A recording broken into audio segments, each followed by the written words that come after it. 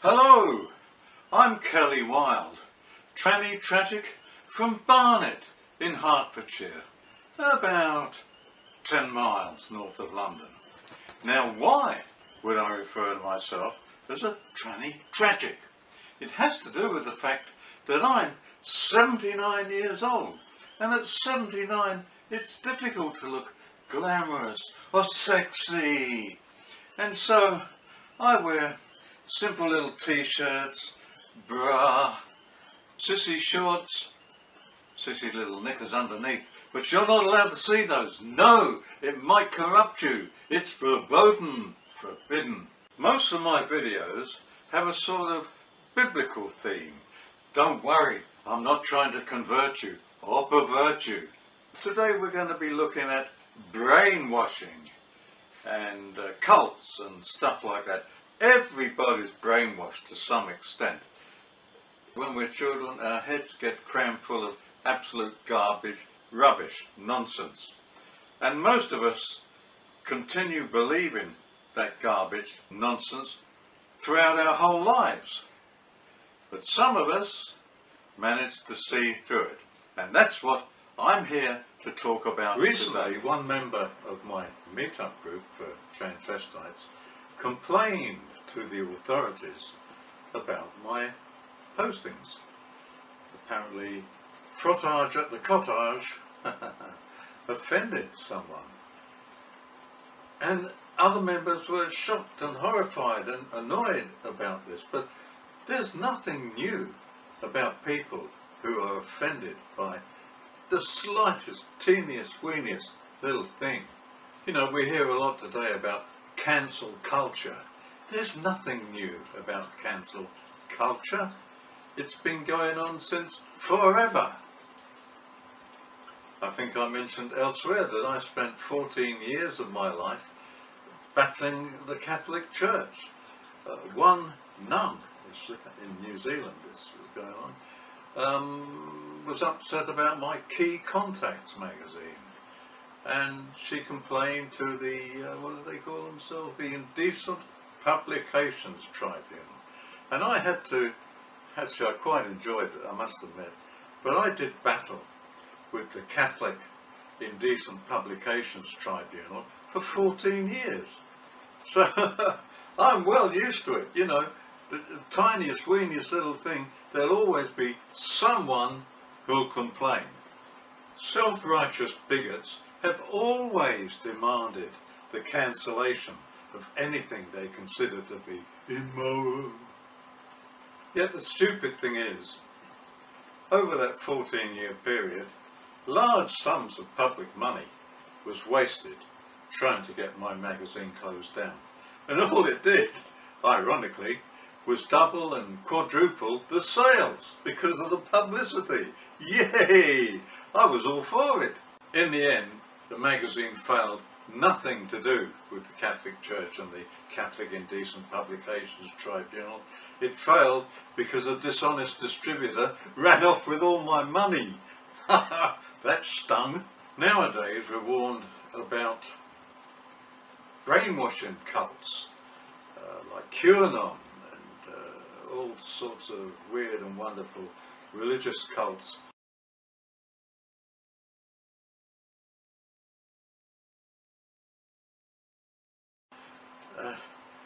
But when you stop to think about it, as horrible as they are, Waco, Texas, over 100 people burned to death. The Jonestown massacre, what was that? That was closer to 1,000, I think. And there's been the Solar Temple and all these sort of crazy cults. But they are absolutely nothing whatsoever. A mere blip in the ocean compared to a cult that was formed, I don't know, a couple of thousand years ago. Apparently some Jewish bloke, a crazy megalomaniac of the worst order, announced to the world that he was the Son of God, the long-awaited Messiah. And he could cure the sick, he could raise dead bodies up from the grave and do all sorts of magic tricks that have sort of been copied from other messiahs and gurus hundreds, thousands of years earlier. And he also claimed that he had the power, he could decide who would enter the kingdom of heaven and who would be condemned to hell. And as it happens, 99.9% of the world's population, according to this lunatic, this megalomaniac, most of us are going to be condemned to hell, because not only do most of us not worship him, because that was the decider, you had to worship him if you wanted to enter the kingdom of heaven. But there was more to it than that. You had to obey at least a dozen of his laws and rules, which most Christians don't even know about. And so they have zero chance of entering the kingdom of heaven.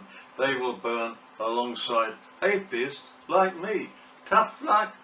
Eventually, this Messiah, this Christ thing, this megalomaniac, was crucified. But not to worry, because 2.5 days later, thereabouts, he sprang back to life again. He was dead, and then he sprang back to life, along with at least a dozen or so Christs and Messiahs before him throughout history. It was all the go, you see. You had to spring back from the dead. You had to be resurrected in order to be a Christ. And actually, when he was crucified, guess what happened? The graves of the saints sprang open. Yes, they did. Dozens, maybe hundreds, possibly thousands of dead saints clambered out of their graves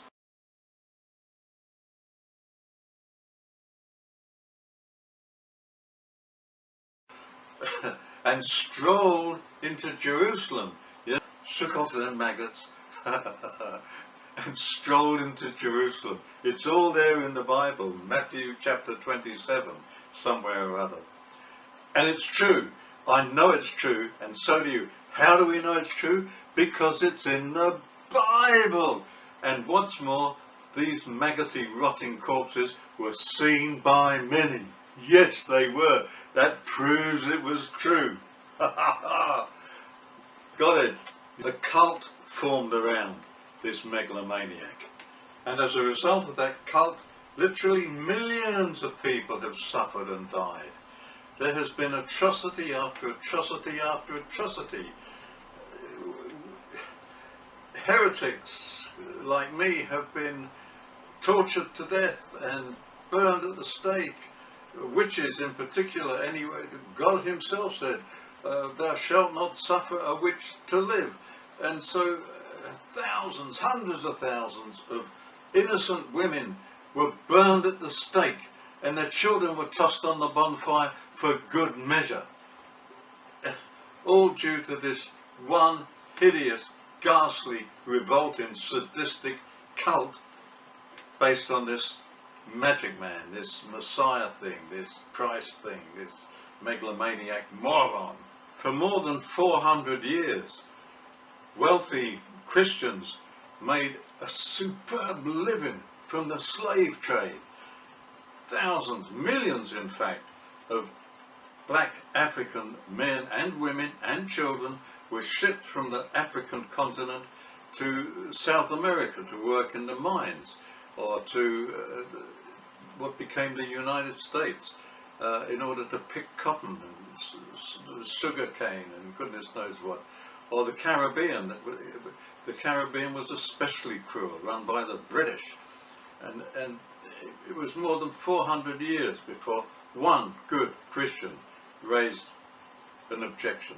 And what did the church say? God permits slavery, which he does. It's all in the Bible. God says slavery, yay, go for it. As long as you don't enslave any Israelites, any Jewish people, you can enslave whoever you like. And so they kept the slave trade profiting for more than 400 years. There isn't an atrocity known to man that hasn't been committed by Bible readers, Bible believers, Bible obeyers. Atrocity after atrocity after atrocity. Never ending. And now, right now, on planet Earth, 2.4 billion people worship this Messiah thing, this Christ thing, this moronic megalomaniac. That's my doggy, I'm not talking about you. Mind. And many of them, as many as 42% the population of the USA, according to Time magazine and the Pew Research Center,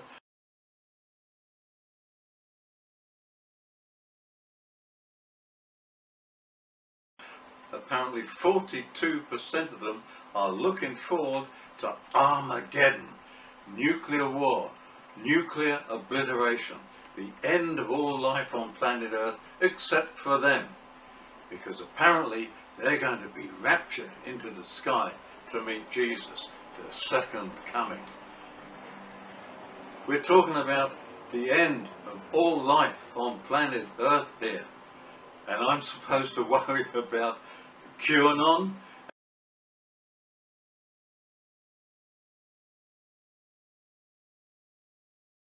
and tiny weeny insignificant little conspiracy theories? Just think about the greatest conspiracy theory there has ever been since mankind, and I'm talking about Christianity. And we're supposed to worry about teeny weeny insignificant little cults like QAnon? Give me a break.